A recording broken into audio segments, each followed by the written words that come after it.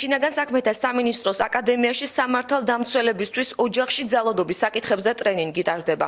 მინისტრის გადაწყვეტილებით საქართველოს თითოეული რეგიონისა და დედაქალაქის საპოლიციო დანაყოფებიდან შეირჩა ორ-ორი უბნის ინსპექტორ-გამომძიებელი, ერთი ქალი და ერთი მამაკაცი.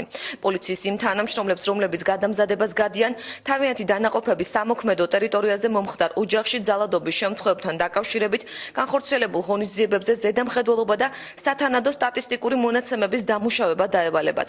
უბნის ინსპექტორებს ასევე დაევალებათ არა მარტო კონკრეტულ ფაქტზე რეაგირება, არამედ კონფლიქტური ოჯახების პერიოდული კონტროლი და საერთო ანალიზი. ტრენინგების კურსს შინაგან საქმეთა სამინისტროს აკადემიის პედაგოგები, არასამთავრობო ორგანიზაციებისა და სახალხო დამცველის აპარატის წარმომადგენლები და ოჯახში ძალადობის საკითხებზე მომუშავე ექსპერტები მართავენ. ტრენინგები მიმდინარე წლის 10 დეკემბრამდე გაგრძელდება.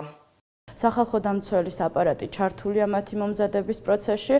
მისასალმებელია ის ფაქტი, რომ მათი მომზადება შეიცავს ინტერაქტიულ და პრაქტიკულ მეთოდებს, რაც უფრო მეტად გაზრდის მათ ცნობიერებას და მოტივაციას საკითხზე მუშაობისადმი. აღსანიშნავია ის გარემოება, რომ დღევანდელი მდგომარეობით იმ ტერიტორიულ ერთეულებშიც კი სადაც მოქმედებს საპატრულო პოლიცია, შემაკაბელ ორდერის შევსების უფლებამოსილება მინიჭებული აქვს უბნის ინსპექტორს.